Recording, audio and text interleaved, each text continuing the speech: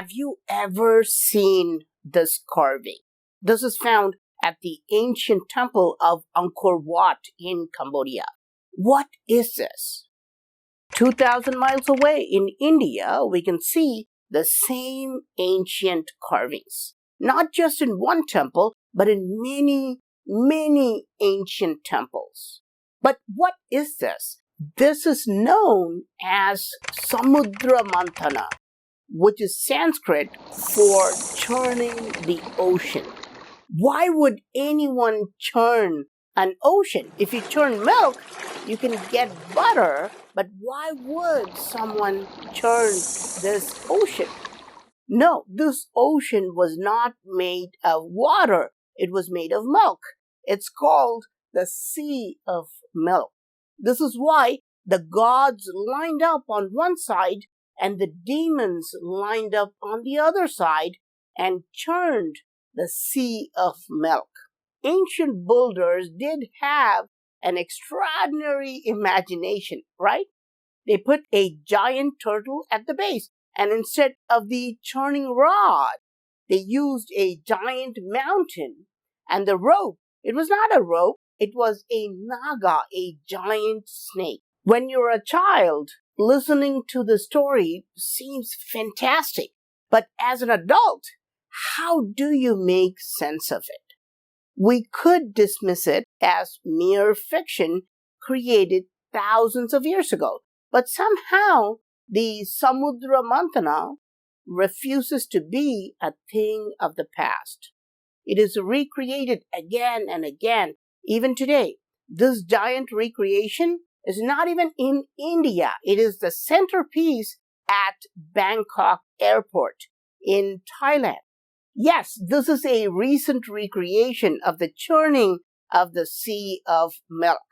There is something truly fascinating about this story which touches your soul. Dance, plays, and even YouTube videos are made every day about this. But did it really happen? Think about this. Is it possible that there is an actual sea of milk? And is it possible that Devas, the benevolent gods, stood on one side and Asuras, the evil demons, stood on the other side trying to churn this sea? The story gets even more fantastic. As they churned the Sea of Milk, strange things began to emerge. What came out? One was the moon itself, the crescent moon Chandra. Another was Kamadhenu, a divine cow that could grant anything you wanted. Many such fantastic things emerged as they kept churning the sea. And finally, a drink known as Amrita emerged. This is a drink that can make you immortal. Yes, the elixir of life finally emerged, and the churning was stopped because attaining immortality was the goal of the gods and the demons. But is it possible that all this is actually true? Did they really churn the Sea of Milk and all these fantastic things emerged out of it? If you don't think this really happened, what is the real meaning of this? Let's put our Sherlock Holmes hats and find out. Some philosophers have taken the easy route and have claimed this is a symbol of the fight between good and evil. But let's dig deeper into the story. Here, you can see these ugly demons churning the sea. But who is actually guiding them? Here, you can see the master of the demons. But there is something very strange about him. His name is Shukra. But what does Shukra mean? The planet Venus. Yes, planet Venus controls this side of the churning of the Sea of Milk. But perhaps this is just a coincidence, right? Let's go to the other side of these handsome gods. They're also churning the milk. But who is their teacher standing at the very end? His name is Brihaspati.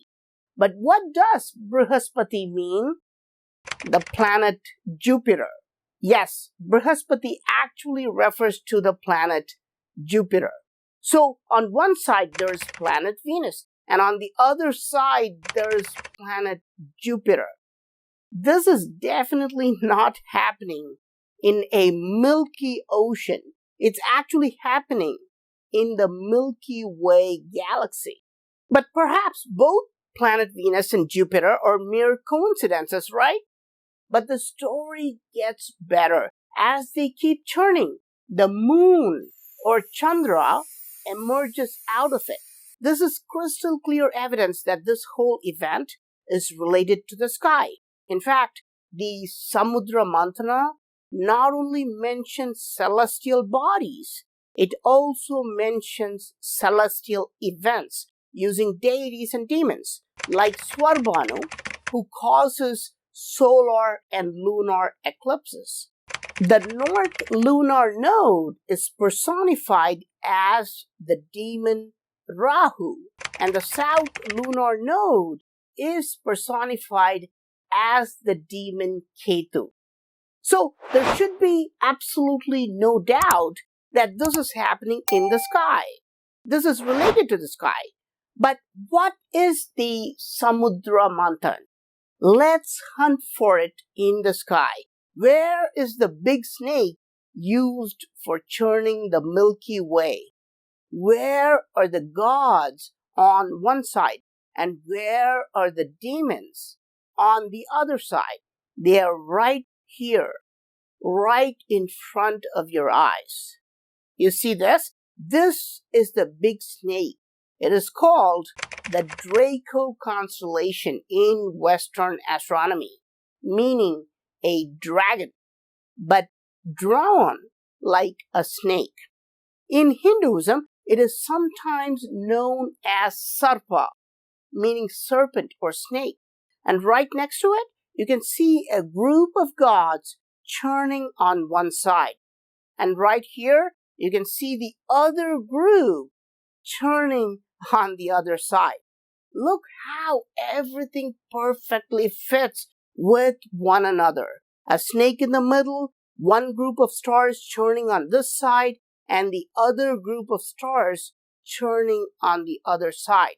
The snake in the middle is clear. But which group of stars is the gods and which group is the demons?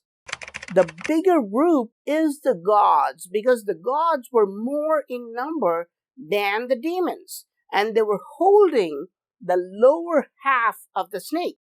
And the smaller group of stars is the demons on the other side, because the demons, or asuras, were smaller in number and they were holding the upper body of the snake. Again, see how everything precisely matches with ancient texts. The big snake in the middle, the big group of gods on one side, and the smaller group of demons on the other side. In the Western world, the snake is known as the Draco. The bigger group is the Big Dipper, and the smaller group goes by the name of the Little Dipper.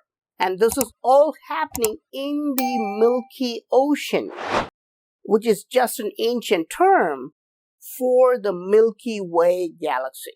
But why is the Sarpa or Draco constellation so important? Most people don't even know about this group of stars, right? Why would this snake be the main character in the story? Because it has the star Thuban in it. And Thuban was the original pole star which pointed north during ancient times. This was the actual North Star used for navigation and astronomy during ancient times, and it remained the North Star for more than 2 millennia. Only in the last 1,000 years, the Polaris became the new North Star.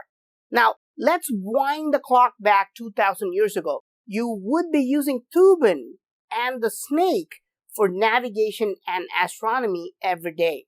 You would be reminded of the Samudra Manthan story every day because you would see the snake in the middle and two groups churning the Milky Way every night.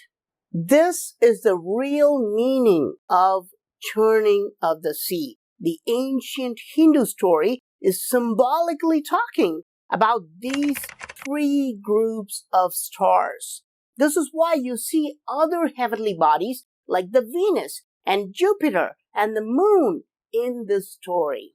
But what about the rest of the story? According to the story, after churning the sea of milk, the drink of immortality emerges. One sip of this drink and you will live forever. But what is the real meaning of this? There are deeper meanings attached to it, but I cannot post it in public. I've posted this in the members only section where I explain the meaning of Amrita, the drink of immortality. I also explain how other drinks like poisons emerge out of this. So if you still haven't signed up to our members only section, please click on the join button below and watch that video. I hope you now understood the real meaning of Samudra Mantana. This information remained a secret for thousands of years. This is why you won't see this information anywhere. So, if you want ancient secrets, please subscribe to my channel. I am PraveenMohan, and I'll talk to you soon. Bye.